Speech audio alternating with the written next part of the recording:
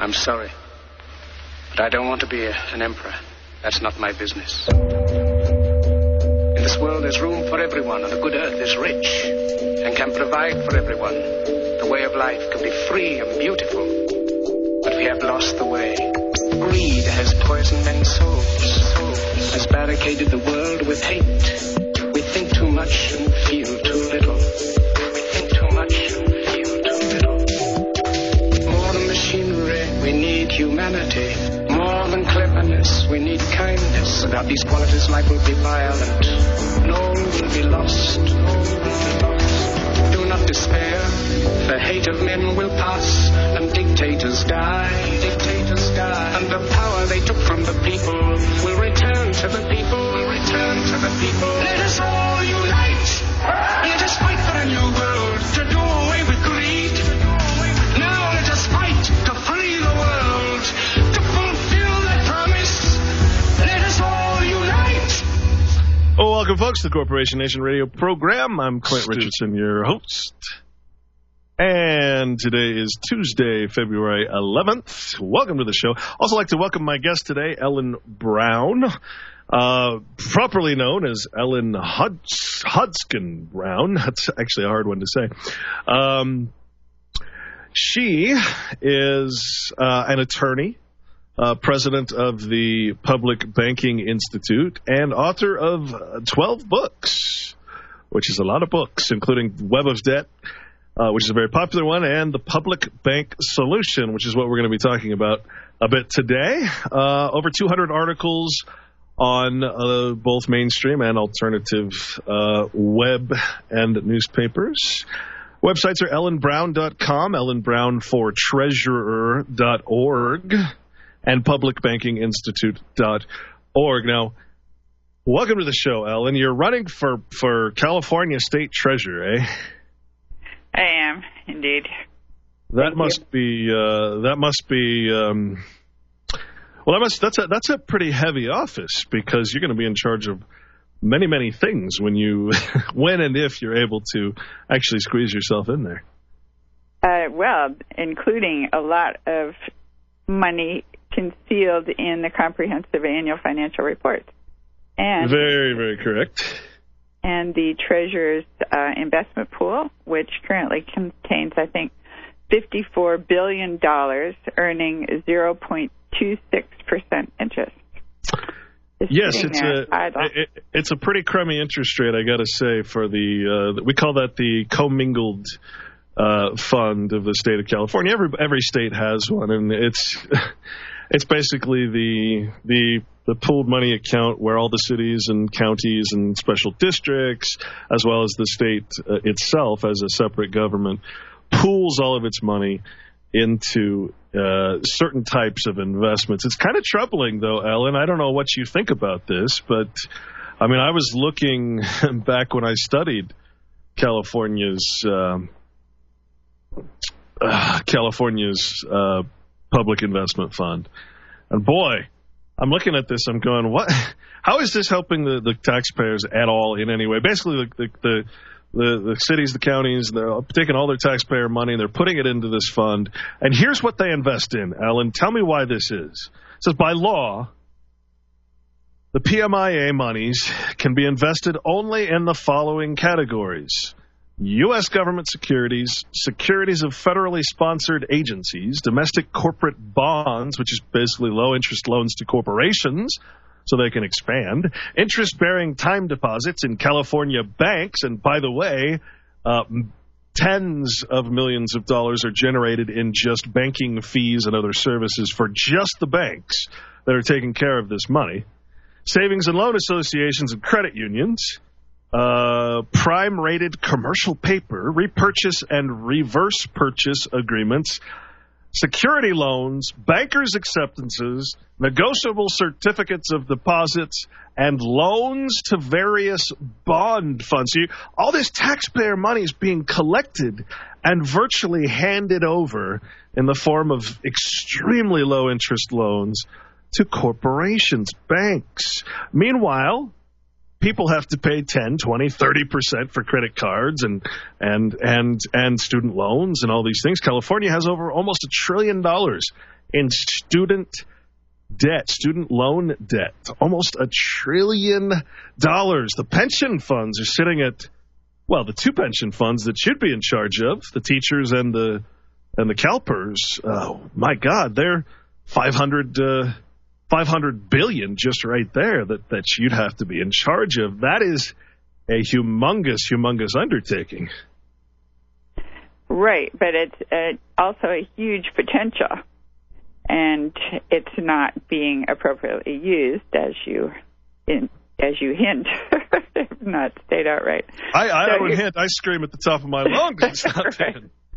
So my pitch always is that the state should have its own bank, and you could take all that, and I know there are all those regulations that say you can't put the highway money into the general fund, you can't spend it on the general budget, but you could put it in a bank, and then you would have a huge capital base, a huge deposit base, and you could leverage that money into a huge amount of credit that could be directed where the state wants it to go and not where Wall Street wants it to go. I mean, currently, for example, J.P. Morgan Chase, which is where a good chunk of public revenues are, is actually literally gambling with deposit money in their investment arm. That was what they lost $6 billion in the London whale fiasco recently, and there was fraud involved. I mean, they've been caught in a lot of frauds. So the question is, why are we doing business at all with what is basically should be a criminal undertaking, except that it's too big to jail, and therefore they don't call it criminal. They call it civil, and they give penalties of all sorts, like billions in penalties. I think the reason for that is because you're talking about, government is the organized crime. The banks are just tools being used to funnel and launder the money. I mean, when you have $90 trillion in derivatives flowing through J.P. Morgan Chase, that the majority of that is coming from pension funds and other government investments, you know, it's to say that the banks are the only problem becomes problematic here. So, I mean, you're basically applying to become part of what now is the problem, right? I mean, you want to fix that problem, obviously, but really the problem is the government that first passes the laws requiring these investments to be put into certain functions, but then also, well, yeah, I mean, you're basically, you want them to become part of the gang. The question is, can you go against the gang once you're in there?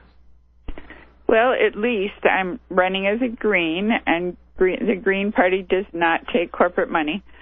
Laura Wells is running for controller as a Green, so we're both running we're friends, and we're running it on a state bank platform. And that would be the idea, to set up a state-owned bank. So at least we're not beholden to corporate money.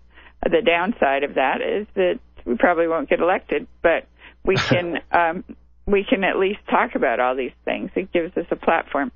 For $25 a word, you can have up to 250 words on your ballot statement. So you can get before all the voters something that they've never, probably most of them have never heard of before, the whole idea of a state-owned bank and the idea that we can be doing much more useful things with that money that's just sitting there than what's being done right now. But like, as you point out, won't be done because they're captured by big corporate money. So that's our goal. Now, how is it that I mean, obviously your big platform, the big surprise, of course, is the state bank. Now, I was just looking up in North Dakota, which was the first state to actually have a bank. What sets apart a state bank? I guess the question I have is, how does it solve any problems? Because I mean, I basically see the State Bank of North Dakota. It's still contributing to. It's still creating fiat money, basically through the reserve system. It's taking that money and it's still loaning it to people. I mean, nothing seems to change with a state bank other than a concentration of wealth into the hands of the state. Now, I'll let you answer that when we get back from our quick break here. Stay tuned. Living in the street.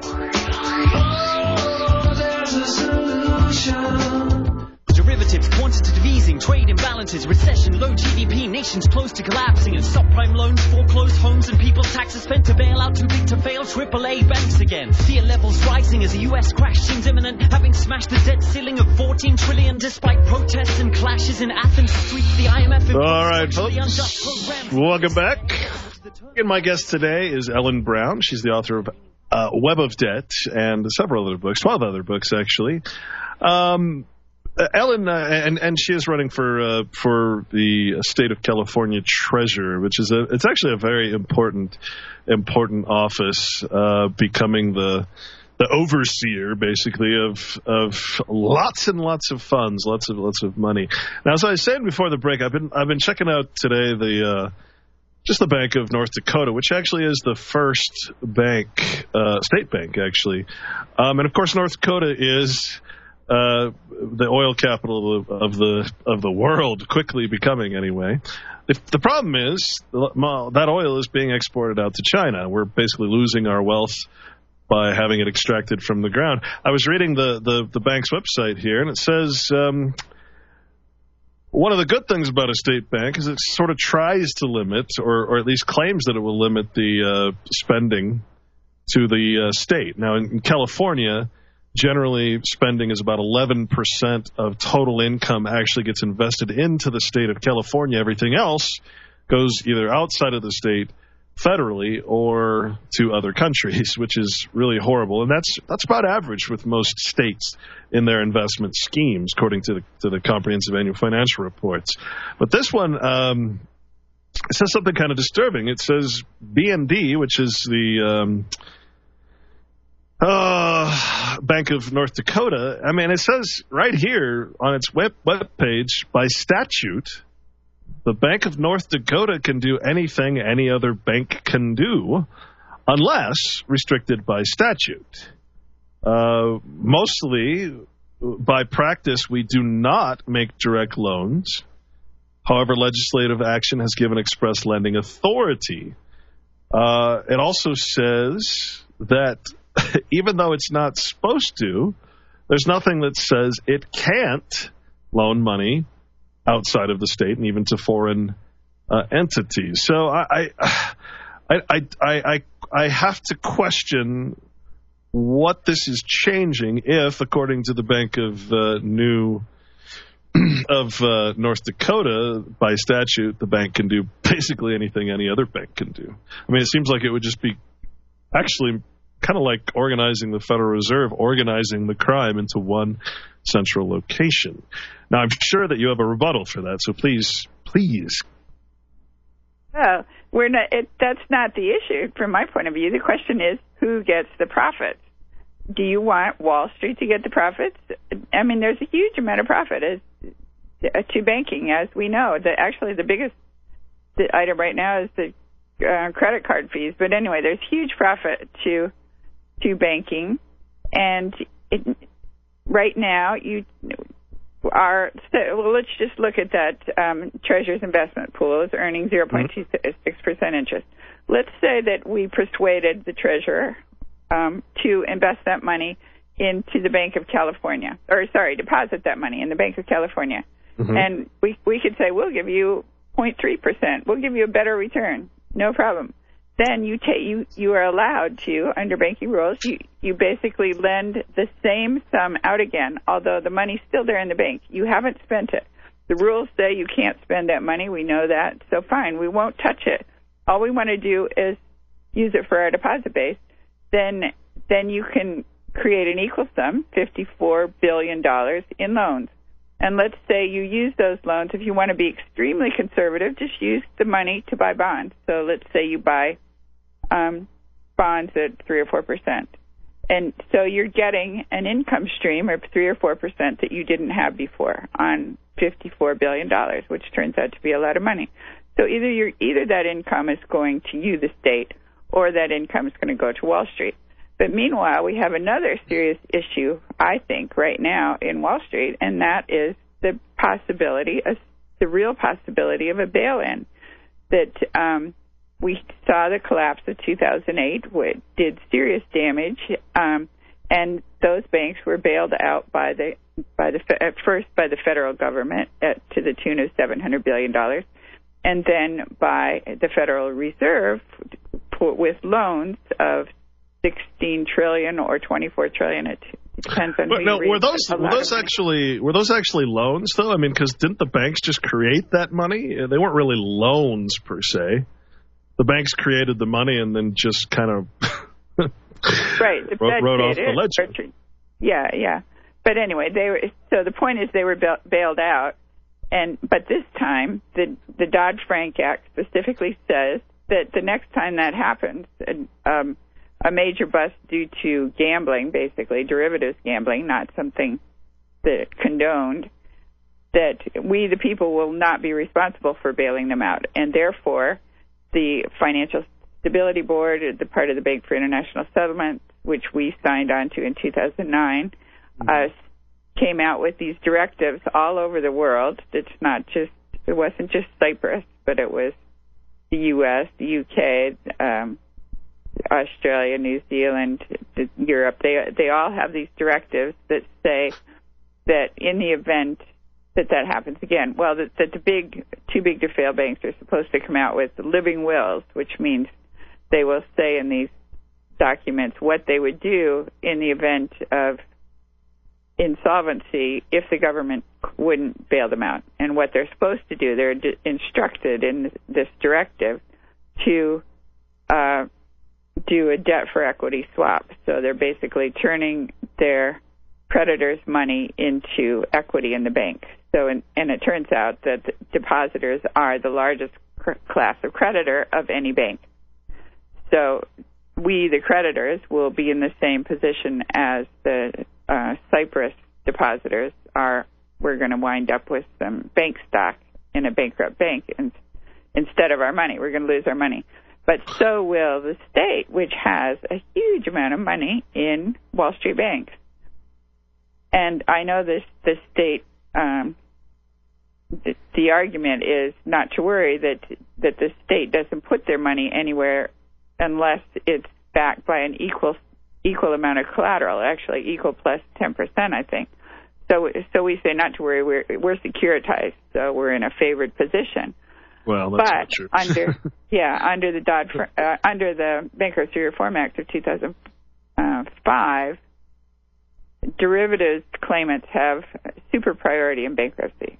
So they can, when J.P. Morgan goes down, let's say, when they have another huge bust, they can take the collateral. The derivatives claimants can take the collateral, and it's just gone. And the problem is that it's not like you have a certain amount of money that's earmarked for the state, like this is yours and it's locked in a little box. They use that stuff they hypothecate it or rehypothecate it, which is what happened in the MF Global situation, where those people thought their money was totally secure, set aside for them only, and J.P. Morgan wound up with it. Well, that's the big problem is that people think it's their money. It's really not their money. It's copyrighted script of the Federal Reserve. So that may be a little problem there. The question I have, though, it goes back to the BND, Bank of North Dakota, says by statute can do anything any other bank can do. Why can't it bail itself out like any other bank? The BND is not going to go down because they're a very solid and secure bank. Well, going down is... I mean, they don't speculate in derivatives. They don't do the things that Wall Street banks do. Why? They can do anything that any other bank can do. It says they're investing in the oil. They're investing in loans. They're doing anything any other bank could do. Well, the question is, how is the state bank any different? You're saying you want to get rid of banks? But I think it's good to have banks. I'd rather have... I mean, if the state's going to have its money somewhere, I'd rather have it in a bank that, by law, had to be accountable and transparent and got audited in numerous different ways. And all right. That's a good point. We'll be back. Just take a quick break, and we'll continue this conversation with Ellen Brown.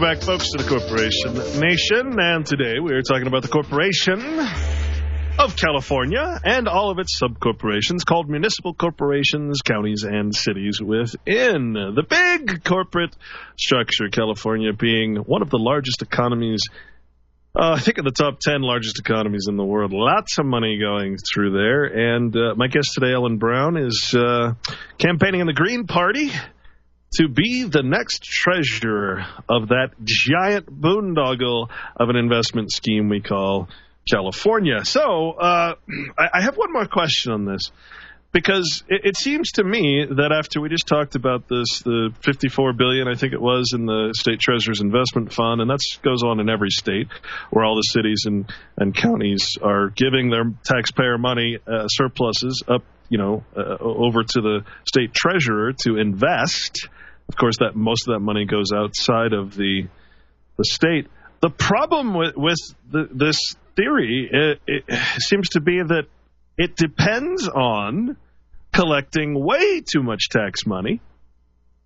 In other words, it's dependent on taking money out of the tax base that could be used for purposes that should be taxpayer purposes, building roads, fixing roads, bridges, and so that these cities and districts and everything don't have to raise taxes, but instead it's all being funneled into the state treasurer, which you're going to be, hopefully, and so the whole state bank thing is dependent on basically all of this usury, all of this student loans, all the things that maybe should be happening. I mean, maybe we should be educating our kids for real, maybe not for $1 trillion.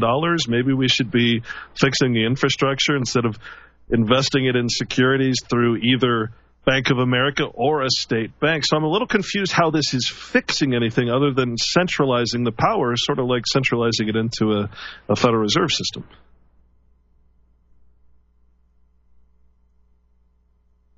Ms. Brown? Uh-oh. Well, darn it, it was a good question. Well, we will see if we can get Ellen back. Something happened with the phone connection, apparently. We're talking with Ellen Brown. She is she's running for state treasurer. And let me find her thing again. She's the author of Web of Debt, a fairly well-known book. She's also an attorney, which I wanted to talk about, and president of the Public Banking Institute, something I haven't actually taken a look at, but appears to be a think tank or association, private association. And her other book is The Public Bank Solution. And so the question again was, how does a public bank or a government state bank where the power is controlled into the bank itself, how is that any different than, say, a Federal Reserve Bank controlling national banks, where you have a state Federal Reserve Bank controlling the banks of California? It gets a little confusing how that would be different, so I wanted Ellen to answer that. Don't know if we've got her back or... Okay. So, Ellen, the question is basically how if all this depends on taking a surplus of taxpayer money and putting it into a bank and investing in things that don't help the taxpayers, how is a state bank fixing that, which is really the problem, that taxpayers' money is just getting funneled out from under them through overcharging, and it's not going back to the taxpayers? How does a state bank change that fact? Well, it would be going back to the taxpayers. First of all, the profits from the bank would be going back to the taxpayers. You know, the cost of public projects is 35 to 40% interest. So you can or even 50% interest, like the California, the Bay Bridge that collapsed and then they rebuilt it. It was supposed to be $5 billion. It turned out to be $10 billion, and the other $5 was interest. So if you're the bank, you get to keep the interest, so you get that project for half price. Well, the point, though, would be why charge interest at all? Well, what's the difference? I mean, if you charge it and you get it back, it's the same as interest-free. If you don't charge it, everybody will freak out and say. There is a big difference because, I mean, it's controlled usury. So I still don't understand how this is changing anything for the better of the people themselves. Well, okay, you could look at it the other way and don't charge interest, so you get it interest-free. I mean, if you're the bank, then just make the loan interest-free to yourself. Was that possible? I mean, there's no reason to charge the state interest if it's a loan to the state, right? Sorry, for some reason the line is kind of bouncing in and out, and I couldn't quite hear you. Well, I was going to say, wouldn't that make sense? Because if you're going to give a loan, if a state bank is going to give a loan to a state or a city or anything, why would you charge them? I mean, how is that beneficial to any to the purpose of building, infrastructure? Well, you're getting interest-free money if it's from your own bank. That's the advantage. So you save half the cost of the project. So, but this is not what the Bank of North Dakota is doing. Are you saying this is what the Bank of California would be doing? Well, it is. It is in the sense that I think it's still like buys bonds, or it does banking in the ordinary way, but because it gives a $30 million dividend on average to the state itself. So over 10 years, gave $300 million, which is quite a bit considering that the population of North Dakota is only 1/14 the size of L.A. County. I mean, it's like a city. It's the size of a modest-sized city, and with trillions of dollars of oil. It's a profit maker for the state, basically. Yeah. All right. Well, let me switch gears here, and I want to ask you a sincere question here. Please, I don't mean any offense by saying what I'm going to say. This is a sincere and honest question, and you sound like a sincere and honest person. So I want to ask you, we have had a succession of attorneys as government officials. You had your 31st state comptroller, which I believe would be under the treasurer, or would be looking at the treasurer. Law degree from Georgetown University Law Center. He was a tax specialist for the IRS, and was attorney for the California State Comptroller, Gray Davis, who was also an attorney. The 29th State Comptroller, Jerry Brown, Yale Law School attorney, works for the Supreme Court. 32nd State Treasurer Bill Lockyer was also California Attorney General with George Law School. 30th State Treasurer Matt Fong attended Southwest University Law School, was, of course, special counsel. 29th State Treasurer Kathleen Brown, an attorney and graduate of Stanford, was in private banking for Bank of America, public sector and infrastructure investment for Goldman Sachs. 37th Governor Gray Davis, Columbia Law School, where he won the Moot Court Award. Governor Pete Wilson, a Juris Doctorate from University of California, Berkeley School of Law. Practice as a criminal defense. So we've had for the last 3 or 4, with the exception of the wondrous actor extraordinaire Arnold Schwarzenegger, we've had a series of nothing but attorneys in the positions of commander-in-chief, in the positions of treasurer, and in the positions of comptroller, all the people in charge of this massive investment scheme. You're an attorney. Do you find that there is maybe an underlying issue here where, because attorneys aren't that popular in the public view, and I don't wish to offend you, because I don't want to generalize people. You're an attorney, you're automatically a bad person. But don't you think there's a little bit of an issue when you have a bunch of attorneys running the show who give an oath to a private association that is actually part of the Department of Justice and even connected to an international bar association? Is that not an issue? I don't really know what you're saying. Well, I quit practicing law as soon as I got a chance, and I went off to my ex-husband actually dropped out. He was the one that burned out on Beverly Hills Law and wanted to go into the Foreign Service, so we did for 11 years, which is when I started writing books. I did do a lawsuit for a alternative health practitioner, a cancer practitioner in Tijuana who was... All right, sorry to cut you off. We'll be back. We got one more segment. We'll be back.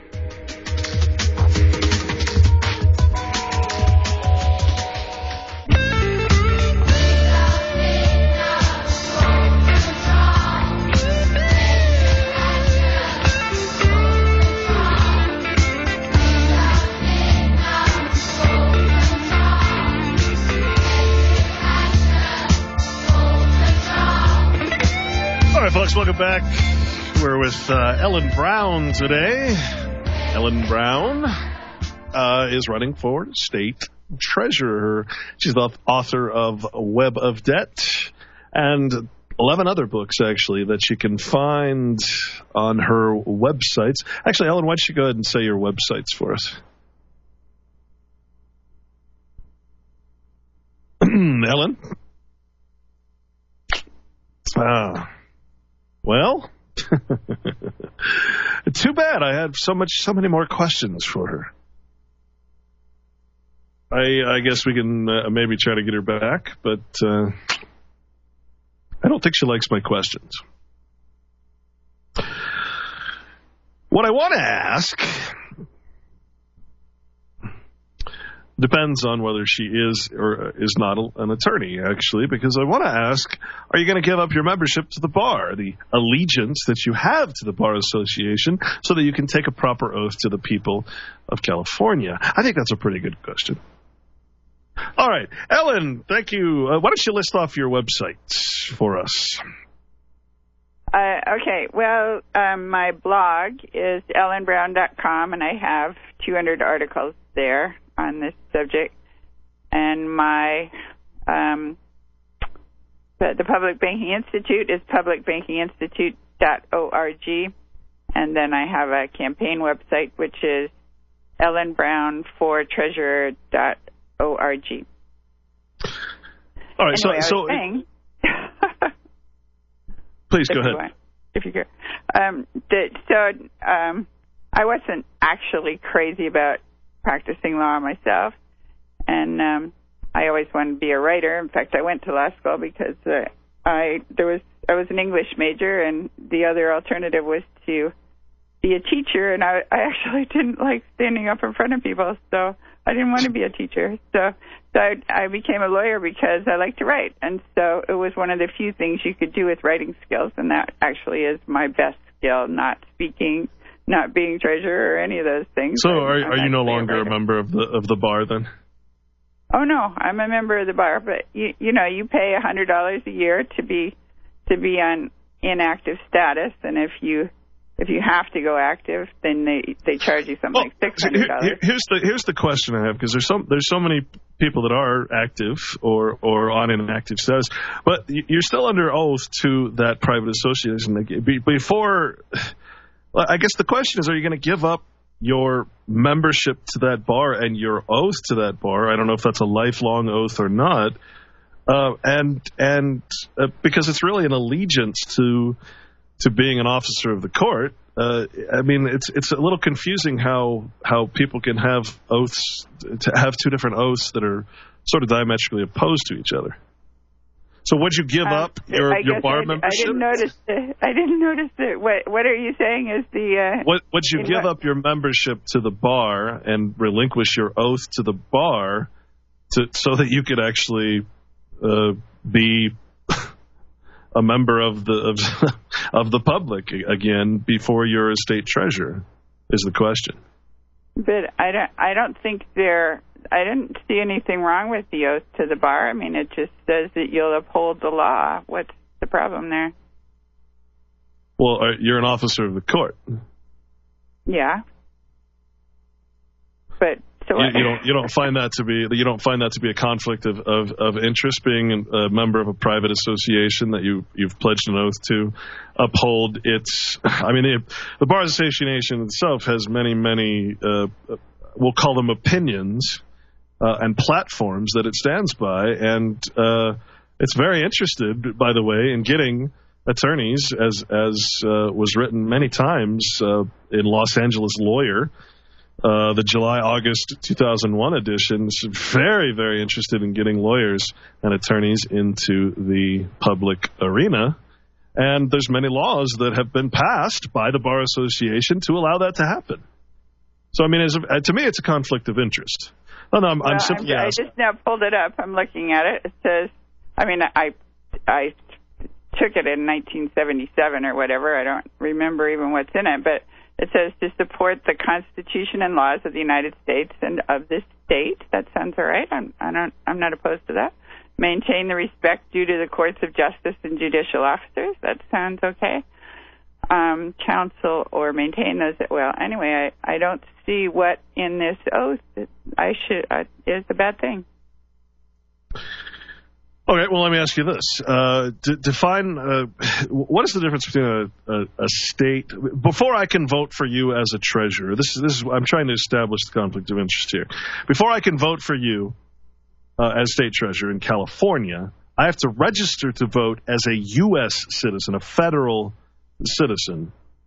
Why do I have to be a U.S. citizen to vote in the state of California? I actually don't know how to answer that.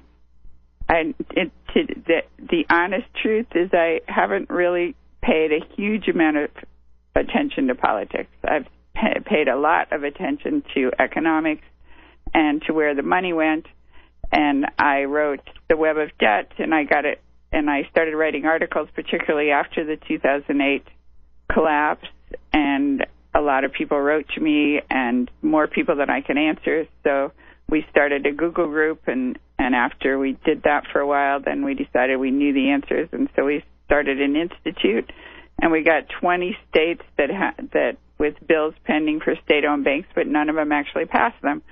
So it just seemed like the next logical step was, if we can't get the legislators to do it, we'll just have to become legislators and do it ourselves. I realized the chances of actually prevailing against John Chang are minuscule, particularly since he does take corporate money and I don't.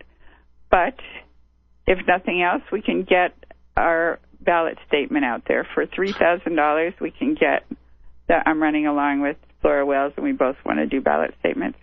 We can get 130 words in front of all the voters. It's like actually a huge opportunity. Who else tell is the voters about something they don't know about? Who else is running against Chang? I don't know, actually. Well, because the reason I ask is because he's an attorney as well. So I'm just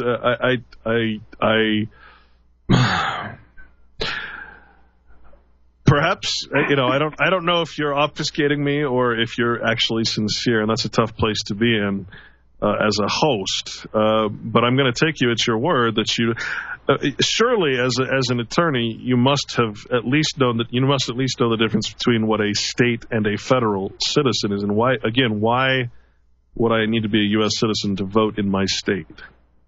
What is the difference between a state and a federal citizen? I don't know. I don't know. I bet you know. So what's no, I'm asking you because nobody could figure this stuff out because these are all the copyrighted law of the Law Society. I mean, this is the Law Society we're talking about. It's not. I was hoping that you'd be a little more open and honest about it, but I guess I'm being totally honest. I have no idea. It's not even an issue that ever. So you don't have any issues with the Bar Association at all, then? No, not to my knowledge. Okay.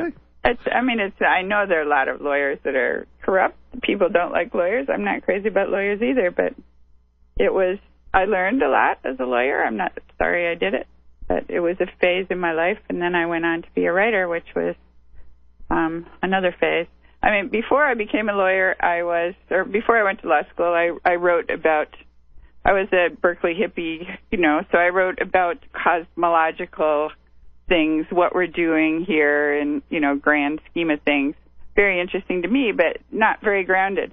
And then when I went to law school, that taught me to do footnotes and to establish that what I said was correct. And one thing I learned as a lawyer was to I did clerk for the court for a year and a half while I was pregnant and nursing, and it was a good place to have a baby. I mean, to, be behind the scenes. And there I learned that if you want to attract the attention of the judge, you've got to hit him right up front in the first paragraph or the first page at least with your argument. So I actually learned a lot about writing in a compelling way that got your point across quickly. So it was all a good discipline, but I don't really identify. I mean, I don't think of myself as. You don't think of yourself as necessarily an attorney, but yet your introduction says Ellen Brown is an attorney, so I don't know what to think.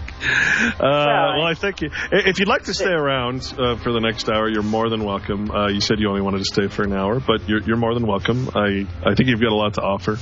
Again, Ellen Brown is ellenbrown.com, ellenbrown4treasurer.org, and publicbankinginstitute.org. I want to thank you for joining me, Ellen. Again, you're welcome to stay. Well, I'll stay because it's kind of interesting. It is. Absolutely. Work, all right, folks, stay with us. We will be back in about 6 minutes.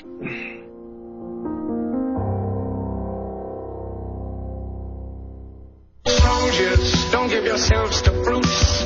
Men who despise you, enslave you, tell you what to do, what to think, and what to feel. Who drill you, diet you, treat you like cattle. Don't give yourselves to these unnatural men. Machine men with machine minds and machine hearts. You are not machines, you are men. You, the people, have the power to make this life free and beautiful. Choose the power to make this life a wonderful adventure.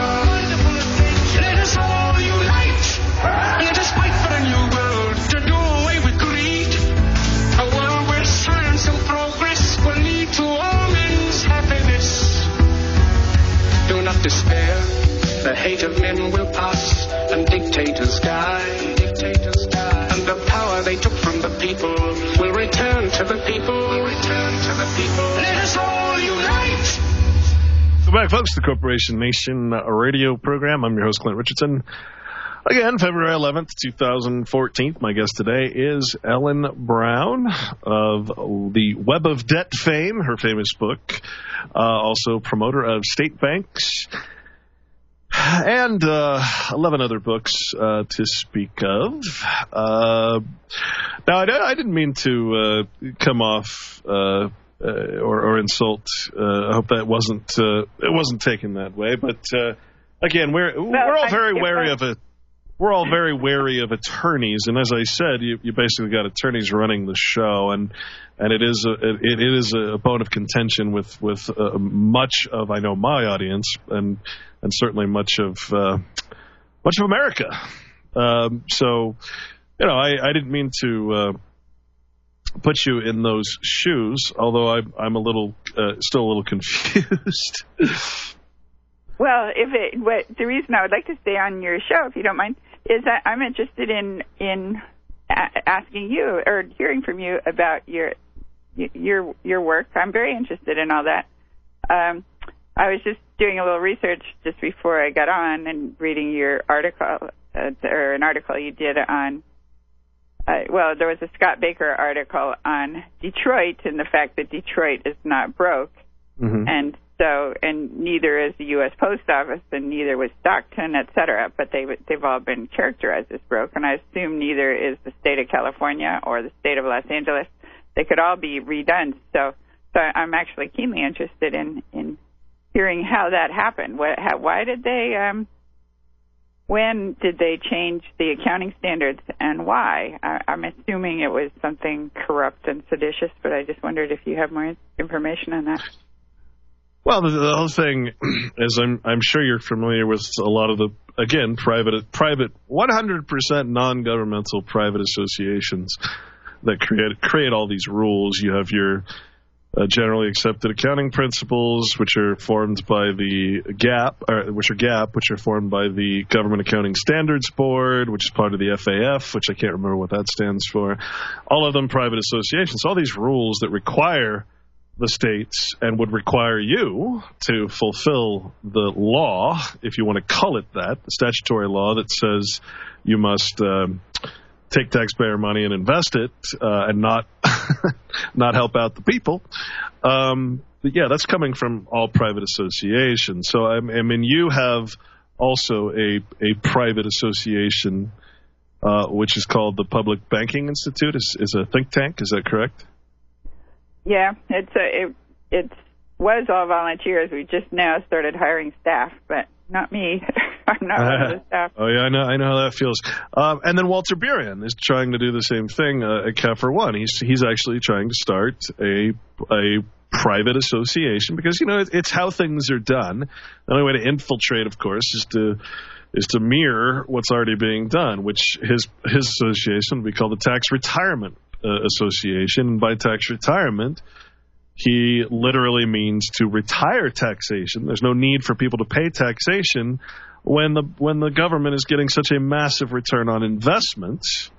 For instance, California, we discovered, had a $600 billion surplus when it was reporting about a $600 million or a $500 million deficit. I'm not sure if I got those figures right, but I remember it was $600 billion.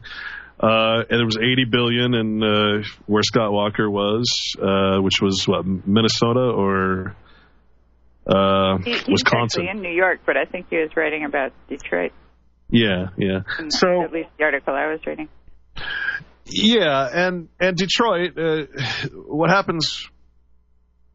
I mean, basically, government has a whole different set of rules that says whether you're bankrupt or not. In this case, what all government needs to do to show that it's bankrupt is to hide the money to show that it doesn't have enough money to make payments. That's it. It has to put its money into it. It's all its profit, all its surplus into some fund. Restrict that fund to only pay for certain things, and then all of a sudden there's no money to pay the current bills. So that money might sit there, like you said. The bridge won't be paid off for 20 years, and it'll be double when the interest hits. So the money sits there in the bridge fund, only to be used for a bridge 20 years away. Mm-hmm. Meanwhile, the government in the budget report can say, well, that money, we can't use that money in the budget report, and therefore we are broke. We have the money, it's sitting in our accounts, it's invested in all kinds of federal securities, not helping the people at all, but it's not eligible to be used in the budget. So when we go to bankruptcy court, what do we show? Well, they're required to show the CAFR. But they're only required to operate out of the budget. So how easy would it be to declare bankruptcy if you can just arbitrarily take all of your surplus funds, your surplus tax money, and put it into an investment fund somewhere and say, see, that money is designated for anything at all. It could be designated for the future Martian fund when the Martians come and finally greet us, right? It could be for the Martian parade. It could be for whatever you want to call it. It doesn't really matter. The point is, it's getting it out of the general fund, and it's putting it into something that's restricted for special operating purposes. And now all of a sudden, the taxpayers have no money, and they cry broke and sit on trillions of dollars across the United States. That's basically the scam.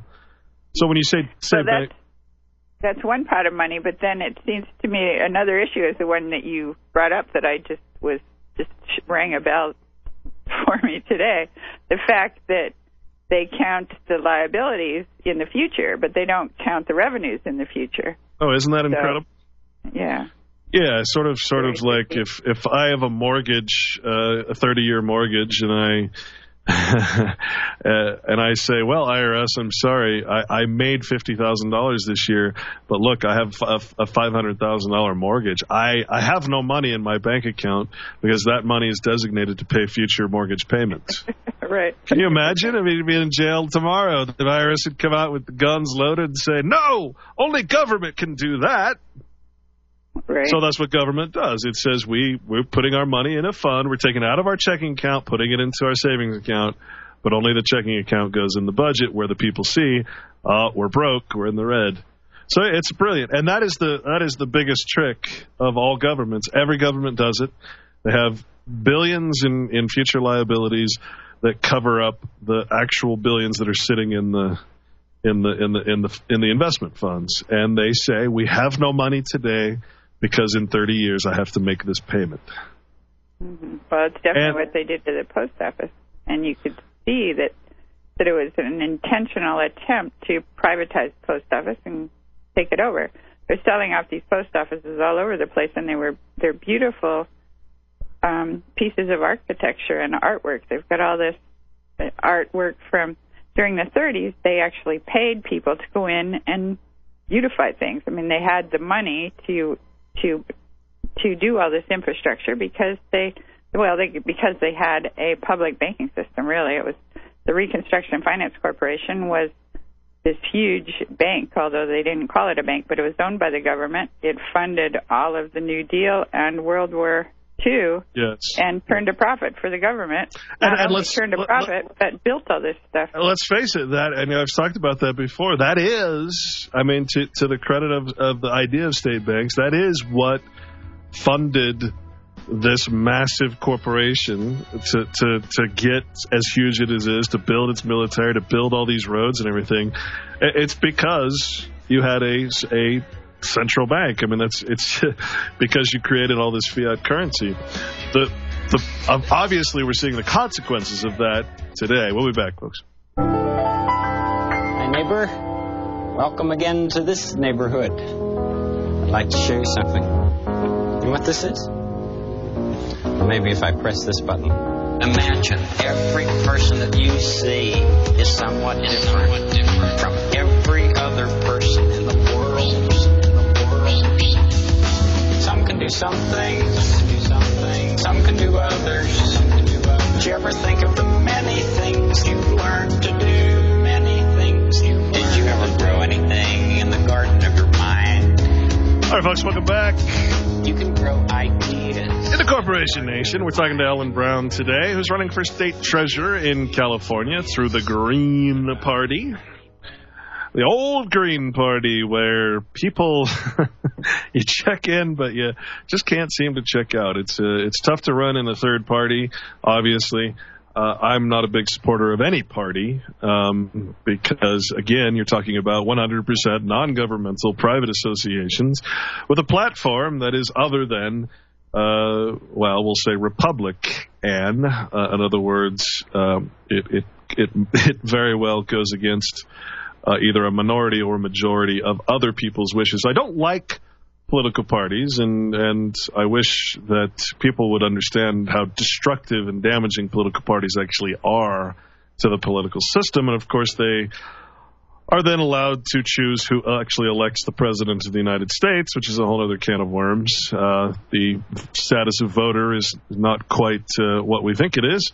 The status of elector much more important, ensures the continuity of government, if you will. Well, Ellen's websites are ellenbrown.com, ellenbrownfortreasurer.org, and publicbankinginstitute.org. Excuse me. Let's talk about the Public Banking Institute. Ellen, what is the Public Banking Institute? Well, I explained before that I just started writing. Well, I started writing articles after I published Web of Debt, which is 2007, and then we had the collapse of 2008, and I noticed that North Dakota was the only state that escaped the credit crisis, and they were also the only state that had a state-owned bank.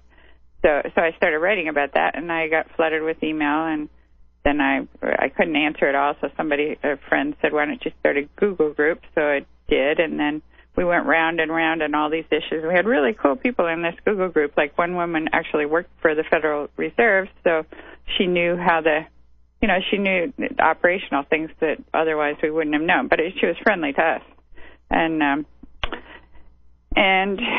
eventually we decided we knew a lot, and that it was time to get out there and take some action. So we just had a workshop one day at somebody's house and got the bright idea of forming an institute and set up a website, and the idea just seemed to attract a lot of people. And pretty soon, in a couple of years, we had 20 states that had bills pending of one sort or another for state-owned banks. not that we actually did it. We didn't have any politicians in there. But we did. People did talk to their legislators, and as soon as the bill popped up, we would be there trying to, promote it. And we got in California, we got a bill that passed both houses of the legislature, but Jerry Brown didn't sign it. So that's kind of what prompted me to run for treasurer. Anyway, so that's what the Public Banking Institute is that our whole mission is to just promote this idea. And right up till now, it's been totally just volunteers, just interested people trying to do something. And we've had two conferences. We're working on our third. Our third conference is going to be in Detroit in June. And the whole goal there is to have some cool speakers and see if we can do something for Detroit. And it's, to me, I'm retired, fairly mature, and so to me, it just seems like the right thing to do. I mean, it's just kind of a life work. You get something that seems to click, and then you put all your passion into it, and it's kind of a one-trick pony these days about that. And we have just started paying some staff because it's gotten so big that we can't. I mean, a lot of things you just can't get volunteers to do, or at least not on that scale. Sure. Well, good on you for sticking with it. Good on you for sticking with me on this show, because you're going to get a lot of people trying to dig at you and insult you and use ad hominem attacks and fallacies to try to get you and throw you off the campaign trail. So I'm pleased that you stuck with me even while I was asking some tough questions today. So I commend you for that. I do have a caller, if you don't mind taking calls. Sure. Let's take Fred in Michigan. Fred, welcome to the show. Thank you, Clint. Good evening, Ellen. Hi, Fred. Oh, wow. Mark Levin said in one of his broadcasts, the great one, of course, he said, interestingly, one need not be a licensed attorney to become a judge. And this is in the context of the federal judiciary where he was addressing Obamacare X and the fact that it's a contract, like all insurance is. It's a contract. And in this case, the government was compelling or coercing, inducing the citizenry to contract with government, you might say, government insurance companies. And then there's, I'm just thinking of Edwin Vieira, JD, PhD, I think about 40 years out of Harvard, who authored the book, How to Dethrone the Imperial Judiciary. Pieces of 8, which I think would directly apply in this context. I'm waiting for the book. It's been on order. That fascinates me immensely. Well, so do you have a question for Ellen? Yeah, I do. Is she aware that the Uniform Commercial Code is the actual law of the land? Ralph, of course, brought that out a few weeks ago. And if the Uniform Commercial Code, Ellen, is the law of the land, that means contract, then it would seem that all attorneys would be contracted into the government. Clint, you asked about being a registered citizen of the United States. I think all of the states of being corporate subsidiaries of the federal corporation, their satellite operations. So it appears as though that everything is dictated by some kind of a implied consent, presumed valid contract. And so, Ellen, what do you say to conflict of interest relative to separation of powers, where you have nothing but esquire attorneys being governors in most of the senators, and in Congress, it doesn't matter because there's something called the Legislative Service Bill. I don't know if you're aware of that, but Michael Shaw, who used to have a broadcast. Let's let Ellen answer that. Basically, I guess one of the to put it simply, I guess if you have an oath to the legal written law, it would seem that oath it's a public service officer of the court. The oath would take you out of the law of the land of California, and stick you in the basically the federal jurisdiction or the as you say, the commercial code. And I think that's why this gets a little confusing for people, because people want to be parts of their republic, parts of their state, and yet the states have been taken over by the law society. So what say you, Ellen? Well, I'm not really sure what the question is. But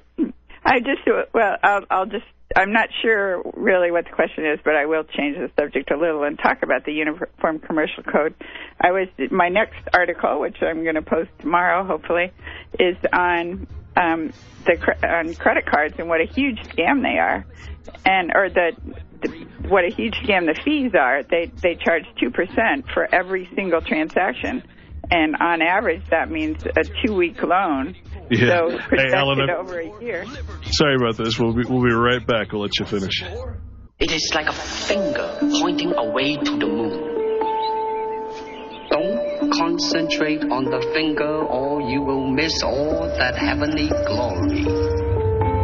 Empty your mind, be formless, shapeless, like water, like water, like water. Water can flow or it can crash. Be water, my friend. Welcome back, folks, to the Corporation Nation. Guest today is Ellen Brown. Ms. Brown, you were talking about the Uniform Commercial Code and its use in practice. Under the Uniform Commercial Code, when you use a credit card, basically you're just turning your own promise to pay into money, and the credit card slip is a negotiable instrument, which as soon as you sign it, it goes into the merchant's account.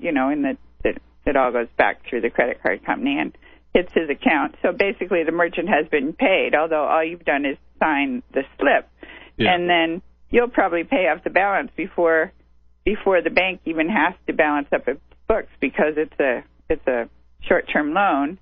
So the bank is making 2% in 2 weeks. So it's two banks, but anyway, you project that over the whole year, you're talking 60%, or it might be longer because maybe you don't pay your bill. I mean, you wait to the last minute to pay your bill, but at least it's something like 17% that each bank is making on this deal for turning your own money, your own promise to pay into money. So my argument would be that what we should do, once everybody acknowledges that what we're talking about here is not the bank lending you money so that you can buy your stuff on credit, all we're talking about is you turning your own credit into money over a short period of time. That could all be done by a big public bank or a big, public financing something. I don't know, a big computer in the sky could figure that all out, and it could be free. There's no reason that the merchants have to be paying 2% for every single blouse or whatever you buy. Anyway, I thought that was, so the Uniform Commercial Code is kind of interesting in the sense that it actually does say that your own promise to pay is money, which means we don't need to be digging it out of the ground or borrowing it from somebody else that worked all his life and put it away, stocked it away in his savings account. It's just credit. Yeah. Well, I think what the caller was trying to ask is, again, it's just the conflict of interest, because of course the Uniform Commercial Code, all the uniform acts, over 118, including the UCC, was created by a consortium of attorneys. And I think he was basically saying, well, if attorneys are creating the law, then they're getting into the positions of president, executive branch of government. They're also the judicial and basically also the legislative. Don't we have a conflict of interest? We have a president that's bar or an attorney and member of the bar that created the law that is the law of the land. And you have also the three branches of government that are primarily guided by the Bar Association or members of. Don't you think that's a conflict of interest? Well, look at it this way. I just pulled this up during the break. It was William Black is an I'm reading this off his wiki page, an American lawyer, academic, author, and a former bank regulator. Anyway, he's an expert in white-collar crime. He was responsible, or he was instrumental in thousands of bankers going to jail in the savings and loan scandal. So if you didn't have lawyers, who's going to send these crooks to jail? I mean, I think it cuts both ways. If you had no legal system and you had no lawyers, then you would have war. And that's what I remember hearing that long ago, that the legal system is far from perfect, but it beats the alternative, which is the feuds between the Hatfields and the McCoys, the actual drawing of guns. Somewhat slightly more civilized than what we had before we had law. Well, that's an interesting perspective. Although I don't think that the Native American Indians would probably agree with that assessment, or other tribal cultures out there that were quite successful before the law came in and put title on the land. Of course, the Indians are like, well, what is title? I don't know what title is. Oh, I see. Now we don't get to go on our land anymore. So I think there's it's a little one-sided to be blunt.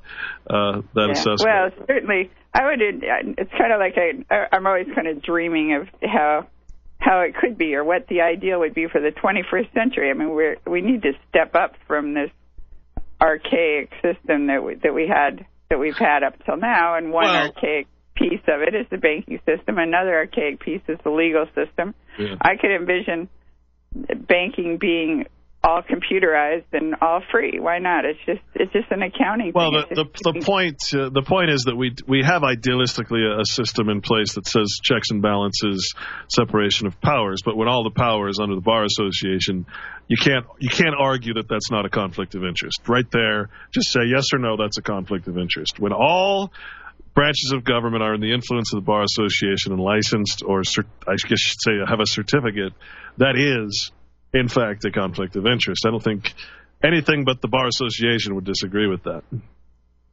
I guess I just don't understand the statement. But if you like, I'll go with that. But law is another thing that it seems to me that in the future it could all be done by computer. You don't need lawyers. If people understood, I mean, all the lawyer does is hunt down the precedent, and then they argue between precedents, and whoever is the better arguer or whoever comes up with the better cases wins.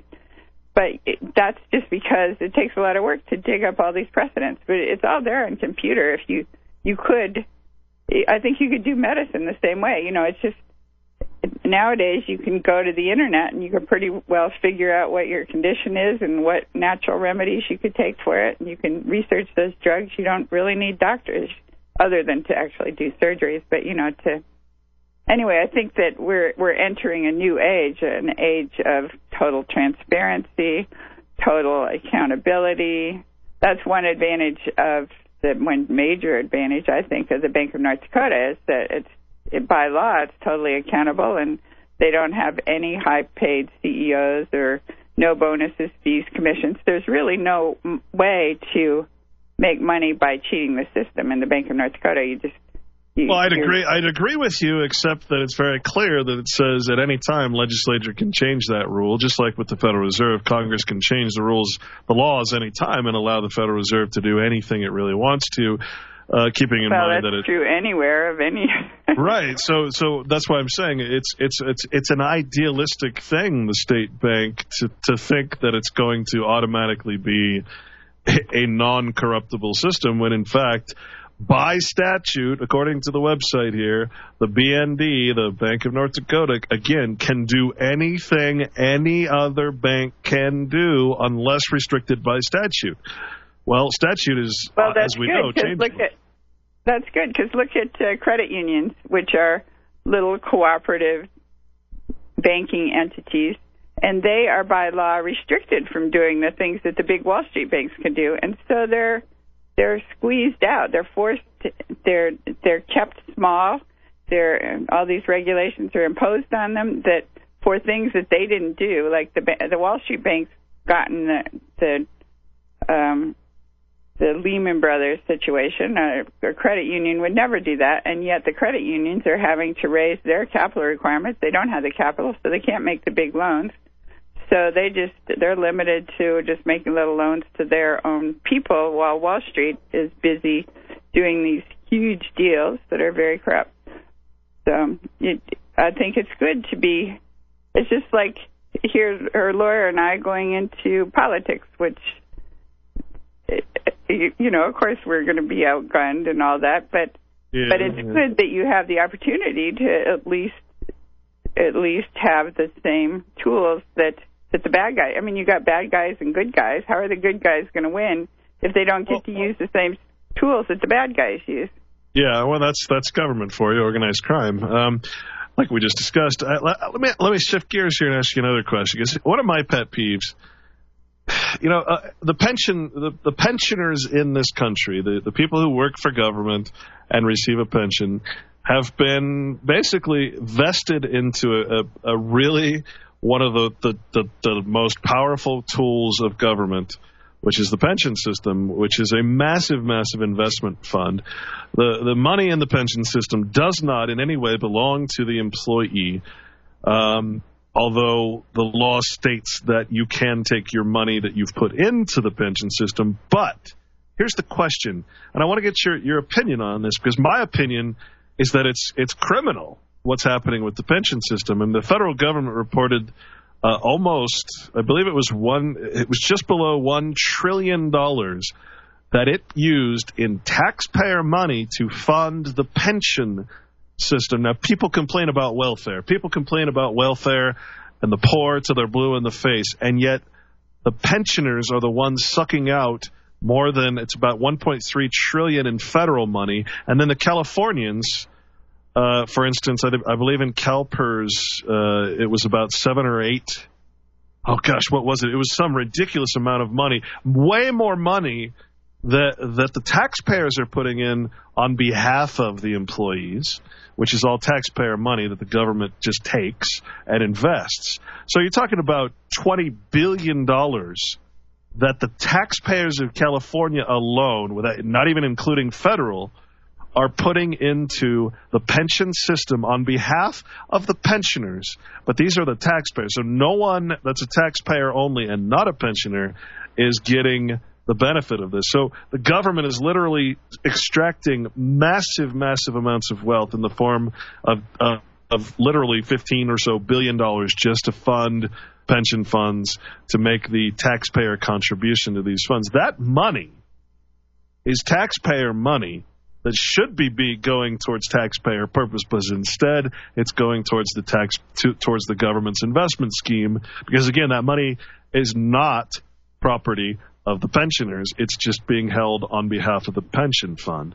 Now, what do you think of that? I mean, to me, that should be the number one thing that should be changed, is the extraction of wealth from the public to make it appear that it's positively going towards the pension system, when in fact it's just going right into government's pockets, being put into the pension fund and invested. Well, I totally agree that it's a poor use of the pension funds, but I wouldn't agree that we shouldn't have pensions. I mean, are you talking about at the federal level? Are you talking about Social Security? I know people that barely survive. Yeah, Social Security. So you're okay with Social Security okay. is a pension scheme. Don't get me wrong, and it's in over 130 countries, controlled by the International Social Security Association or Administration. It's part of the World Bank. So Social Security is way beyond anything that we understand it to be, unless you look into the international aspect of it. But I'm talking about public pensions, and I'm talking about the taxpayer money. We, the taxpayers, every single one of us, paying over $1 trillion in the federal to the federal pensions, post office, army, and all that, plus all the state pensions we're paying for. This is just taxpayer money being collected, put into the. Well, it's actually being appropriated into the pension funds, then it becomes debt later on to the taxpayer. So when you say you're matching the funds, or for judges in the judiciary, of course they don't have to pay anything into their pensions. It's completely 100% taxpayer funded. So, I mean, they don't pay anything into their pension. If you're going to have pensions, you should be paying for it yourself. So, take the Detroit the Detroit situation. Those pensioners are making, I think, $19,000 a year. That's what they get in pensions. They get no Social Security. That was the deal. And we're talking the firemen, the policemen, the teachers, and that's what they plan to live on after they're too old and decrepit to work. I mean, that's the whole idea of a pension system. Is the alternative is people are going to be taking care of their grandmothers in their homes, which the alternative. I've tried. The alternative is very simply to create your own investment. Don't give your money, which in this case it's called a contribution. You're literally giving your money away to government, putting it into a trust, but you don't actually own that money anymore. People can make their own investments, their own, and for that matter, again, we look at CalPERS. We look at CalPERS, and we see that CalPERS and California State Teachers Fund, which again you're going to be in charge of if you're the treasurer. What are they invested in? They're invested in Monsanto, Exxon, all of the worst possible companies you can imagine. ExxonMobil, $1.2 billion in stock. So yeah, I agree with that. That not only is it a great taxpayer suck that could be used to balance the budget, which again is a pet peeve, but the money is being invested in the worst possible things that are anti-taxpayer. They're anti everything that America stands for. So, I mean, the whole thing I agree with all that, but it's a horrible scheme. I think you do need pensions, and I agree that the pensions got overblown in California. There was one point where investments were making 10%. It was easy to make 10% a year, and so I read about this, that they raised they made kind of generous pension promises, assuming that they would continue to make 10% a year, and then nowadays you can only make guarantees. You can only make like 2% a year. So they just don't have the money. So they are. I mean, that was definitely a mistake, but that's the fault of the way our whole economic system. Let's see, that's a lie. That's the big lie. Pension funds are not broke in any way, shape, or form. If you took CalPERS or CalSTRS or any of the pension funds and you liquefied them right now, right, you'd have enough money to pay for 20 to 30 years of pension obligations without ever collecting any more tax. $250 billion in one pension fund, which the payment is to pay $7 billion or something. I mean, that's ridiculous. And of course, CalPERS employees, some of them are getting over $100,000 a year. The whole thing is, if you're in the societies, you're golden. So what happened in Detroit is just creative accounting, just like hiding anything else. They're saying in their actuarials that the thing is broke while all the investment wealth is sitting there, billions and billions of dollars of investment. The whole thing is a lie, is the point. Just like the budget is a lie of the CAFR. So I guess the ultimate question, which is just a yes or no question, do you think that taxpayers should be funding the pensions of employees of government? Well, yes, but I don't think that those pension funds should be doing what they are doing. Like you say, I think they should just pay it out of the pension fund. Do you think and I think they taxpayers... shouldn't be so high in California. I think the Detroit pensions were quite reasonable, and they should get that money. I mean, those people are going to be out in the street, and they worked for the government say as a teacher. But you're not getting paid taxpayers much work, and they're required to put money into the government workers' pension funds. So that must mean that you believe that taxpayers should fund the pension funds at Goldman Sachs. The people that work at Goldman Sachs get paid very nice salaries, and I'm sure they get very nice private pensions.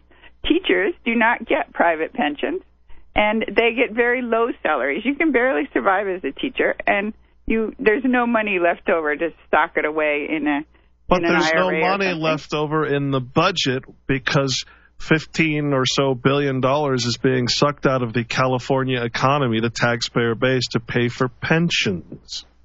But the pensions are just, if you work for a private company, you get a private pension. If you work for a public company, you get a public pension. I don't think that's a bad system. What's bad is that we managed to bankrupt ourselves through this very poor accounting system. The whole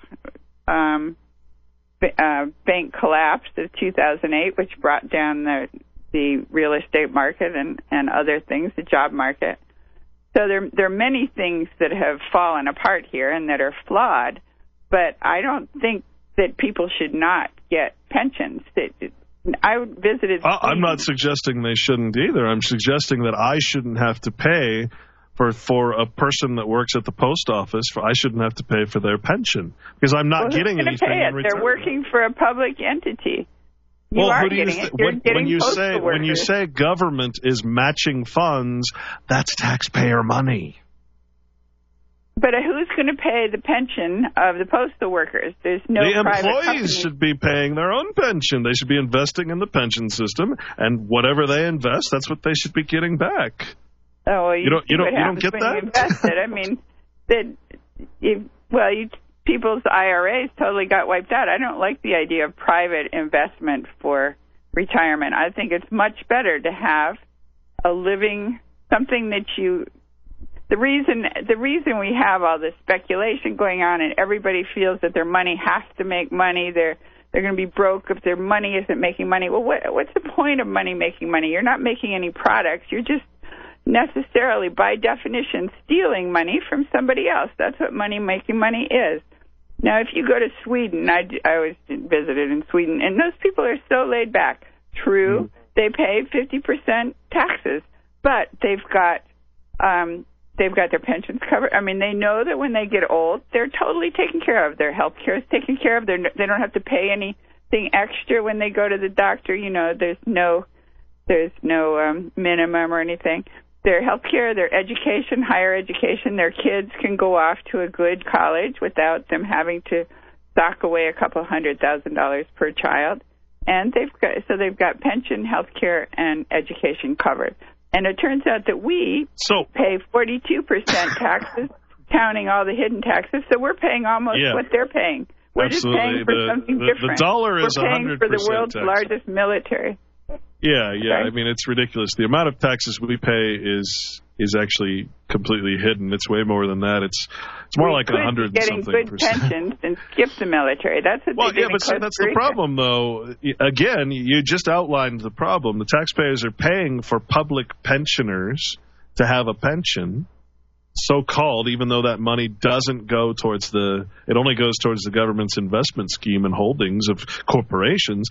Meanwhile, the taxpayers don't have a pension. Do you not see the conflict there? Well, they do. It's called Social Security. But I mean, what I think should happen is that everybody all taxpayers contribute to Social Security. Therefore, all taxpayers receive Social Security. All taxpayers contribute Not in Detroit, to public pensions, but they don't have a public pension. That's not true in Detroit. They don't get Social Security. So, if they agree to that, true. California, I agree that California pension system got too generous around 2000. That's when they switched over to the whole scheme where they say not to worry, the taxpayers won't have to pay for it. We're going to pay for it out of our investments because look at the great track record of the stock market. And then all of a sudden you couldn't get that kind of return. But it's very difficult to negotiate pensions down. Once you've got a legal contract with somebody, it's hard to talk them out of it. They say, wait, I just put in my 30 years. Why don't I get my pension? That a deal's a deal, et cetera. Well, unfortunately, there's no contract with the American public that says, yeah, we're willing to pay the pensions of our government employees. We don't like most of our government employees. We don't want them. We think they should be downsized. So it's a tricky subject. But anyway, Ellen, I want to thank you for staying with us for the second hour. I commend you, and thanks for answering the tough questions. Please, again, tell us the websites. My blog is ellenbrown.com, and I also have webofdebt.com, publicbankinginstitute.org, and ellenbrownfortreasurer.org. Web of Debt, Public Banking, and many other books as well. You've had quite a writing career. Yeah, and I wrote a lot I wrote a book called Forbidden Medicine, which is on a lawsuit I did for a cancer therapist who wound up in jail for the alleged fraud of saying he had a cancer cure. Not that he said it. There's somebody working for him said it. And didn't say cure, just said a high rate of success. Anyway, it was totally a bogus suit, it looked like to me. He was in Tijuana, and we had good evidence that the National Council Against Health Fraud was using him for to bring down the whole system, which succeeded. Sure. And I did that pro bono. I did not get paid for that lawsuit, and I worked on it for 7 years. So that was a book called Forbidden Medicine. All right, Ellen, thank you so much. Join me tomorrow for Patrick Jordan of Vaccine Fraud. And again, we're going to have Bert and Hal Anthony, I think, is going to be joining us tomorrow, Thursday, and A. Truott on Friday. We'll talk to you later, folks. Take care. Ellen Brown for Treasurer.